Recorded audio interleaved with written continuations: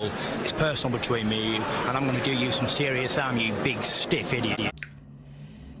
The Untouchable True School Sports Empire proudly presents something the boxing game's been missing. Hey, what's going on? It's your boy BT, and I came here to talk some boxing with the thousands of True School Sports subscribers.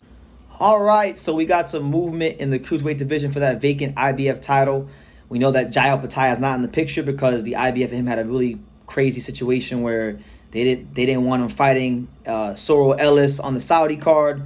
Opetaia got offered life-changing money. He felt like he had to take it, so the belt has went vacant because of that. And whether justly or unjustly, it is vacant. And you know, the IBF has officially ordered their vacant title fight, so y'all can say the date. The purse bid will be January 16th, 9 days from the time he's shooting this.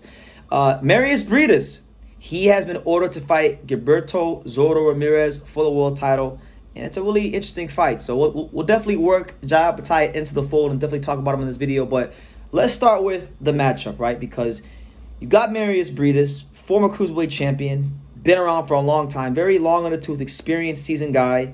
The last time we saw him in the ring was when he fought Opetaia, and it was one of the best Cruiserweight fights maybe in history. It was a very exciting Cruiserweight fight where Briedis lost the belt, but not without delivering out and dishing out some severe punishment to Opetaia. He broke Opetaia's jaw and really asked some real questions of him. So it was one of those fights where that's where we learned about who Opetaia was, and he made a great first impression on a lot of boxing fans, including myself, because I didn't really know much about Opetaia until that fight. So he's trying to regain the belt back and put the finishing touches on what's been a great career. You know, he's been the cash cow in the face of Latvian boxing since he's been in the game, and you know, I'm sure he wants to go out in grand fashion as a champion, because there was the Opetaia fight wanted to become a big fight for him in the rematch. I'm sure in the future could be a big fight for him if he wins this fight. But you know, Mairis Briedis has been a bit of a hard luck fighter because he was in the era of Usyk, and then, you know, when Akoli had the belt, him and Akoli never wound up fighting each other. So it was a unfortunate set of circumstances for him, you know. But still, on his day, one of the better cruiserweights in history. No ifs, ands, or buts about it. Now, on the other side of the ring, you got Gilberto Ramirez, a fighter that, you know, was the first ever Mexican super middleweight champion. Failed to become a light heavyweight champion when he fought Dimitri Bivol, and Bivol absolutely gave him a boxing lesson.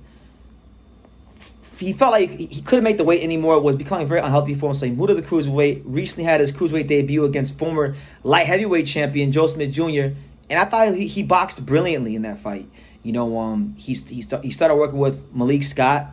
Malik Scott maybe made Zorro a bit more of a finesse fighter. And you saw the finesse of Zorro Ramirez in that fight. You saw Zorro Ramirez on his toes, boxing, power punching, changing things up, just being more of a complete versatile fighter. So he was the first ever Mexican super middleweight champion, and he's got a unique opportunity for the second time to become the first ever Mexican to win a world title in a certain weight class. With the win here, Gilberto Ramirez will become the first ever Mexican cruiserweight champion. So really interesting stuff. A chance to make history for him. And as far as the matchup itself, look, we know Briedis likes to come forward. Briedis loves to get in that pocket.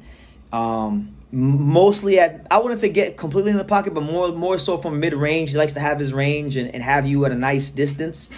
And then he likes to throw really hard, aggressive punches at you. Now, it's going to be a difficult task for him because Zorro is a big cruiserweight. He moves very well at that size. So I'm really intrigued to see how Zorro approaches it, because I think Zorro would have to try to limit the exchanges and maybe pick his spots when they exchange, because Briedis can still crack.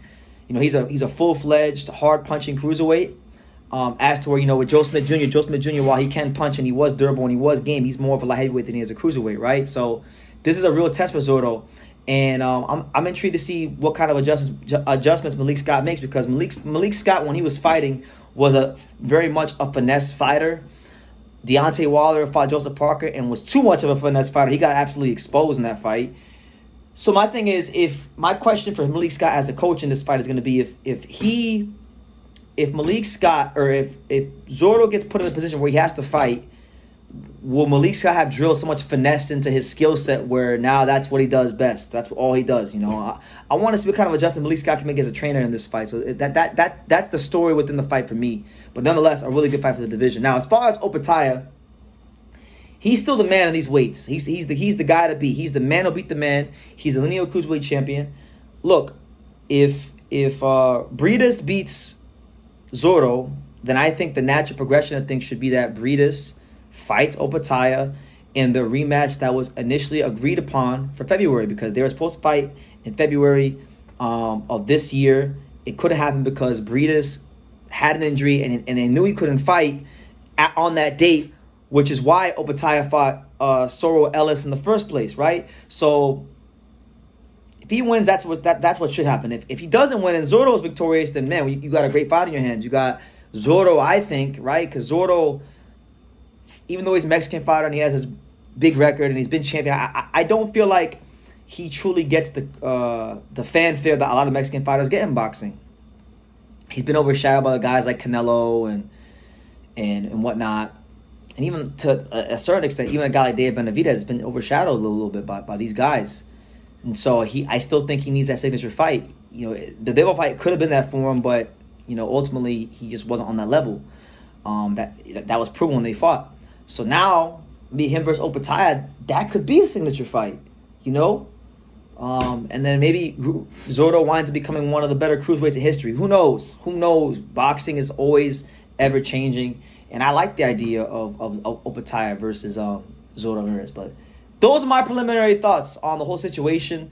The IBF has ordered Mairis Briedis to fight Zorro Ramirez for the vacant IBF title. Jai Opetaia still the man to beat in the cruiserweight division until proven otherwise. We'll see if the cruiserweights in the division, the champions with the sanctioning bodies, if they use the fact that he doesn't have a sanctioning body belt to not fight him. That'll be a story I constantly follow when we talk about the cruiserweight division. But let me know what you guys think in the comments down below. What do you guys think about this whole situation?